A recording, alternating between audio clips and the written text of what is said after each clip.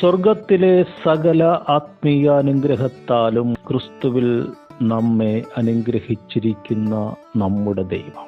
എഫെസ്യ ലേഖനം 1-ാം അധ്യായം 3 മുതലുള്ള വചനങ്ങൾ എളിയവരായ നമുക്ക് ദൈവം കൽപ്പിച്ചിരിക്കുന്ന വലിയ അനുഗ്രഹങ്ങൾ വിവരിച്ചാലും മനസ്സിലാക്കാൻ പറ്റാത്ത കണക്കുള്ള വലിയ അനുഗ്രഹങ്ങളെക്കുറിച്ച് പറയുന്നു. അതിലൊന്നാമത് നമുക്ക് മനസ്സിലാകാത്തത് സ്വർഗത്തിലെ സകല ആത്മീയ അനുഗ്രഹങ്ങളാലും നമ്മെ ക്രിസ്തുവിൽ അനുഗ്രഹിച്ചിരിക്കുന്നു. നമ്മൾ കടം മാറാനാണ് പള്ളിയിൽ വന്നത്, അസുഖം മാറാനാണ് യേശുവിനെ വിളിച്ചത്, കുടുംബ സമാധാനമുണ്ടാകുവാൻ, കള്ളുകൂടി മാറുവാൻ, ചിത്ത സ്വഭാവങ്ങൾ മാറുവാനാണ് യേശുവിൻ്റെ പക്കൽ വന്നത്. അവൻ പറയുന്നു, സ്വർഗത്തിലുള്ളത് മുഴുവൻ ആത്മീയ അനുഗ്രഹങ്ങളാണ്. പക്ഷെ അതിൽ നിങ്ങൾക്ക് വേണ്ട ഭൗതികമുണ്ട്, നീതിയുണ്ട്, സമാധാനമുണ്ട്, പരിശുദ്ധാത്മാവിലുള്ള സന്തോഷമുണ്ട്. നിങ്ങൾ നീതിമാനായാൽ അനുഗ്രഹം ഒരു പാക്കേജാണ് പുറകെ വന്നോളും. അത് നിങ്ങളുടെ ബോഡിക്ക് വേണ്ടിയുള്ളത് തരും. ഹല്ലേലൂയ. നിങ്ങളുടെ മനസ്സിന് വേണ്ടത് സമാധാനമാണ്. അതുണ്ട്, സ്വർഗത്തിലുണ്ട്, ധാരാളമുണ്ട്. സ്ഥലം പോരാതെ വരുവോളം അവൻ നിങ്ങൾക്ക് സമാധാനം തരും. പരിശുദ്ധാത്മാവിലുള്ള സന്തോഷം നിങ്ങളുടെ ആത്മാവിന് തരും. ഈ 3 അനുഗ്രഹങ്ങളും നിങ്ങൾക്ക് തന്നു കഴിയുമ്പോൾ നിങ്ങൾ തിരിച്ചറിയും ഏറ്റവും വലുതും എല്ലാത്തിനെയും നിയന്ത്രിക്കുന്നതും ആ പരിശുദ്ധാത്മാവിലുള്ള സന്തോഷമാണ്. അടുത്തത് നമ്മളോട് പറയുന്നത് ക്രിസ്തുവിൽ നിങ്ങളെ അനുഗ്രഹിച്ചിരിക്കുന്നു. ക്രിസ്തുവിൽ നിങ്ങളെ അനുഗ്രഹിച്ചിരിക്കുന്നു. യേശു കർത്താവിൽ നമ്മളെ അനുഗ്രഹിച്ചിരിക്കുന്നു. അബ്രഹാം എന്ന് പറയുന്ന നമ്മുടെ അതിശ്രേഷ്ഠനായ പിതാവ് 100-ാം വയസ്സിൽ നേടിയത് ആത്മീയത്തിന്റെ 1-ാമത്തെ വയസ്സിൽ ദൈവം നിനക്ക് തരാൻ പോവുകയാണ്. യേശു കർത്താവിൻ്റെ അക്കൗണ്ടിൽ. അബ്രഹാമേ, നീ എൻ്റെ മുമ്പാകെ നടന്ന് നിഷ്കളങ്കനായിരിക്കുക എന്ന് 99 അബ്രഹാമിനോട് പറയുമ്പോൾ ആ ദൂത് കേൾക്കാനുള്ള ആത്മീയ പക്വത ആ മനുഷ്യനുണ്ടായിരുന്നു. ആ ഒരു വർഷത്തിൽ അദ്ദേഹം തൻ്റെ ജഡശരീരം ഉരിഞ്ഞു കളഞ്ഞതിനാൽ പരിച്ഛേദന നേടി 100-ാമത്തെ വയസ്സിൽ ഇസഹാക്ക് എന്ന ചിരി, അനുഗ്രഹം, ആത്മീയ സന്തോഷം, ഭൗതിക അനുഗ്രഹം പ്രാപിച്ചതുപോലെ ക്രിസ്തുവിൽ നിങ്ങളെ ആ ലെവലിലേക്ക് പിടിച്ചുയർത്തുകയാണ് പിതാവായ ദൈവം.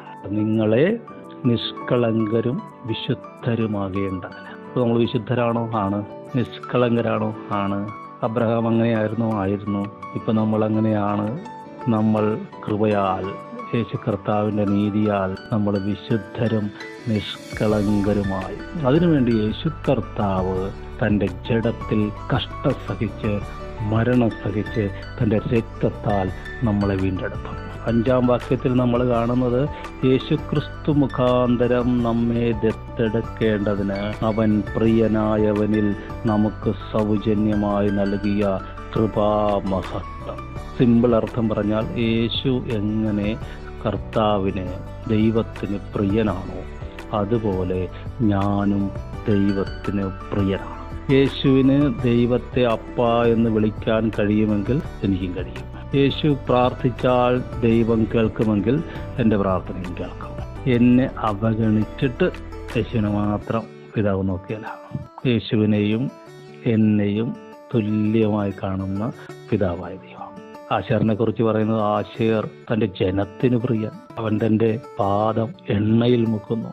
ഇവിടെ ഇതാ കുരിശിൻ്റെ അടുത്ത് വന്ന ഞാൻ അവൻ്റെ രക്തത്താൽ ശുദ്ധനായി തീർന്നിട്ട് ദൈവത്തിന് പ്രിയനായി തീർന്നിരിക്കുന്നു. ഞാൻ നീതിക്കായി അവൻ്റെ അടുത്തേക്ക് സമീപിക്കുകയാണ്. അവൻ്റെ രക്തത്താലുള്ള നീതിക്കായി ഞാൻ അവൻ്റെ കുരിശിൻ്റെ അടുത്തേക്ക് വരികയാണ്.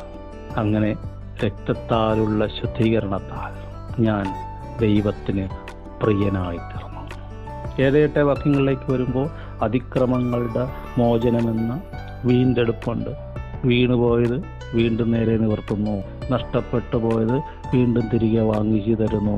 ഒരു സെക്കൻഡ് ചാൻസസ് എന്ന് പറയുന്നതാണ് കൂടുതൽ ശരി. എത്ര പ്രാവശ്യം? 70 പ്രാവശ്യമോ? നിങ്ങൾക്ക് മനസ്സുള്ളത്ര പ്രാവശ്യം മടങ്ങി വരാം. വീഴാൻ വേണ്ടിയില്ല പറയുന്നത്, എഴുന്നേൽക്കാൻ വേണ്ടി. വീഴാൻ വേണ്ടി ഓടുന്നവരുണ്ട്, ഓട്ടത്തിൽ വീഴുന്നവരുണ്ട്. ഓട്ടത്തിൽ വീഴുന്നവരുണ്ടെങ്കിൽ നിങ്ങൾക്ക് മടങ്ങി വരാൻ വീണ്ടെടുപ്പുണ്ട്. ഇസ്രായേലേ, യഹോവയിങ്കൽ പ്രത്യാശ വെച്ചുകൊള്ളുക. അവൻ്റെ പക്കൽ കൃപയും ധാരാളം വീണ്ടെടുപ്പുണ്ട്. നീതിമാൻ 7 പ്രാവശ്യം വീണാലും എഴുന്നേൽക്കും എന്ന് പറഞ്ഞാൽ നീതിമാൻ എത്ര പ്രാവശ്യം വീണാലും എഴുന്നേൽക്കുമെന്നാണ്. പക്ഷെ ഈ വീണ്ടെടുപ്പ് അവൻ തന്നിരിക്കുന്നത് സകല ജ്ഞാനവും വിവേകവുമായി നമുക്ക് നൽകിയിരിക്കുന്നു. കൊളോസ്യ ലേഖനം ചേർത്ത് വായിച്ചാൽ ജ്ഞാനത്തിൻ്റെയും വിവേകത്തിൻ്റെയും നിക്ഷേപങ്ങൾ അവനിൽ ഗുപ്തമായിട്ടിരിക്കുന്നു, വചനത്തിൽ ഗുപ്തമായിട്ടിരിക്കുന്നു. അപ്പോൾ ഒരു നിർഗുണനായ ക്രിസ്ത്യാനിയെ കുറിച്ചല്ല ഇവിടെ പറയുന്നത്, ഒരു അലസനായ ഫോളോവറിനെ കുറിച്ചല്ല ഇവിടെ പറയുന്നത്. മറിച്ച് പൗലോസ് പറയുന്നു, ഞാൻ നിങ്ങൾക്ക് വേണ്ടി എത്ര വലിയ പോരാട്ടം കഴിക്കുന്നു എന്ന് നിങ്ങൾ അറിവീൻ. എവിടെ പോരാട്ടം കഴിക്കുന്നു? തിരുവെഴുത്തുകളിൽ. നിങ്ങൾ തിരുവെഴുത്തുകളിൽ അധ്വാനിക്കാൻ തയ്യാറാണെങ്കിൽ ഈ ജ്ഞാനത്തിൻ്റെയും വിവേകത്തിൻ്റെയും നിക്ഷേപങ്ങളെ നിങ്ങൾക്ക് എക്സ്പ്ലോർ ചെയ്യാം. ജ്ഞാനത്തിൻ്റെയും വിവേകത്തിൻ്റെയും നിക്ഷേപങ്ങളെ നിങ്ങൾക്ക് കുഴിച്ചെടുക്കാം. ഹല്ലേലൂയ. അപ്പോൾ നിങ്ങൾ കൃപയുടെ ധനം എന്തെന്ന് മനസ്സിലാക്കും. ഈ ജ്ഞാനവും വിവേകവും കുഴിച്ചെടുക്കുന്നതിനെ കുറിച്ച്, അതിനെ എക്സ്പ്ലോർ ചെയ്യുന്നതിനെ കുറിച്ച് ജോബിന്റെ പുസ്തകത്തിൽ ഉപമിച്ചിരിക്കുന്നത് ഖനികളിൽ മനുഷ്യൻ സ്വർണവും പൊന്നും വിലയേറിയ വസ്തുക്കളും കുഴിച്ചെടുക്കുന്നതിനെ താരതമ്യം ചെയ്താണ് പറയുന്നത്. അവർ മനുഷ്യവാസമില്ലാത്ത സ്ഥലത്ത് പോയി കുഴിക്കുന്നു. ഉണ്ടോ? ഒരു ഐസൊലേഷൻ. കയറിൽ തൂങ്ങി ആടുന്നു എന്ന് പറഞ്ഞ് ഇന്നത്തെ പോലെ സംവിധാനമൊന്നുമില്ല. വലിയ വടവെല്ലാം കെട്ടി വളരെ റിസ്ക് എടുത്ത് ഈ കുഴിയിലോട്ട് ഇറങ്ങുകയാണ്. ഈ കുഴി അല്ലെങ്കിൽ മണ്ണ് ഇടിഞ്ഞു വീണാലോ ആള് മരിച്ചു പോകും, മണ്ണിനടി കുടുങ്ങിപ്പോവും. അപ്പോൾ വെള്ളം ചോരാതെ വണ്ണവർ തടുത്തു നിർത്തുന്നു. ഉണ്ടാ, അന്യ ഉപദേശങ്ങൾ വരാതെ തടുത്തു നിർത്തുന്നു.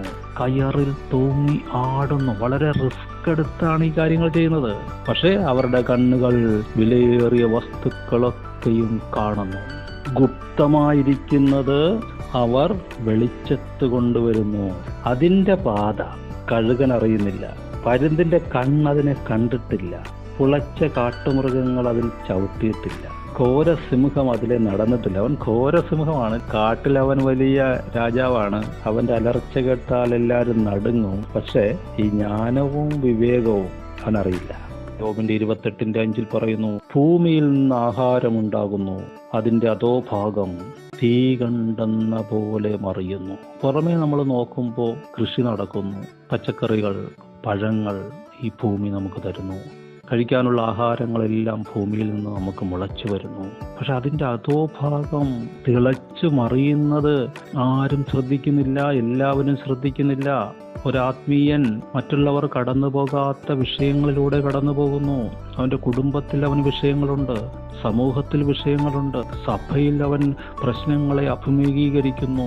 ആത്മമണ്ഡലത്തിൽ സാത്താനും സൈന്യവും അവനെതിരെ കരുക്കൾ നീക്കുന്നു. അവൻ്റെ ഉള്ളം തിളച്ചു മറിയുകയാണ്. തിളച്ചു മറിയുന്ന ലാവ പോലെ അവനെ അസ്വസ്ഥതകളും ഭാരങ്ങളും മൂടാൻ വരുന്നു.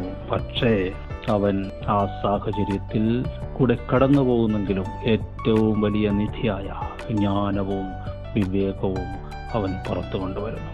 അതുകൊണ്ട് പുറമേ നിൽക്കുന്ന മനുഷ്യൻ, സാമൂഹ്യ ജീവികൾ, സഭാ മനുഷ്യർ, അവൻ്റെ കുടുംബാംഗങ്ങൾ അതിൻ്റെ ഫലങ്ങൾ കാണുന്നു.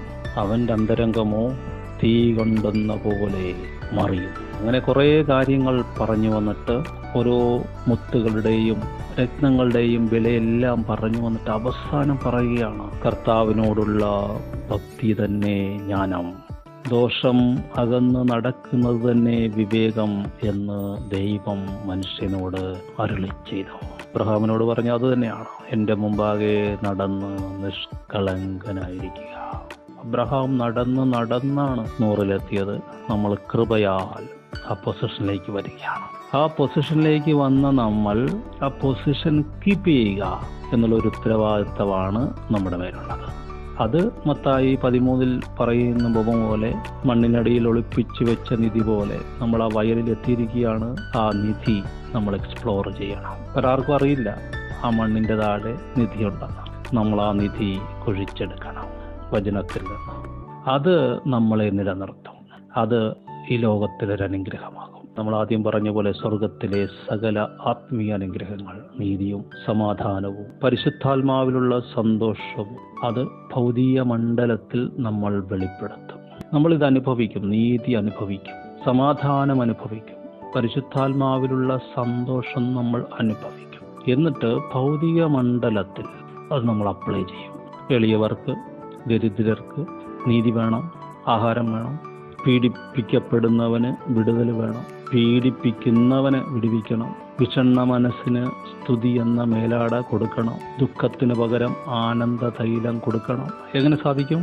നമ്മുടെ പിതാവും ദൈവവുമായ, നമ്മുടെ യേശു കർത്താവിൻ്റെ ദൈവവും പിതാവുമായവൻ അത് ചെയ്തു തരും. അവൻ പിതാവാണ്. ഒരു ഇമോഷണൽ റിലേഷൻഷിപ്പ് തീർച്ചയായിട്ടും നമുക്ക് അവനോടുണ്ട്.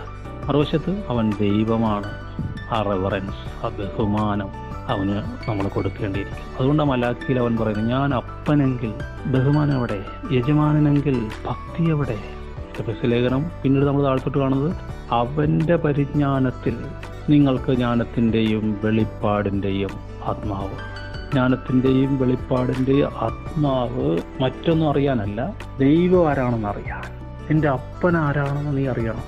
നിന്റെ അപ്പൻ എത്ര ഉന്നതനാണെന്ന് നീ അറിയണം. നിന്റെ ദൈവം ആരാണെന്ന്, അവൻ്റെ ശക്തി എന്താണെന്ന് നീ അറിയണം. അത് അവൻ തന്നെ നിനക്ക് വെളിപ്പെടുത്തി തരും. അവൻ തന്നെ നിന്നെ അറിയിക്കും. യേശു കർത്താവിൻ്റെ നാമത്തിൽ ഞാൻ നിങ്ങളെ അനുഗ്രഹിക്കുന്നു. സമൃദ്ധമായ ദൈവം കൃപ നൽകട്ടെ.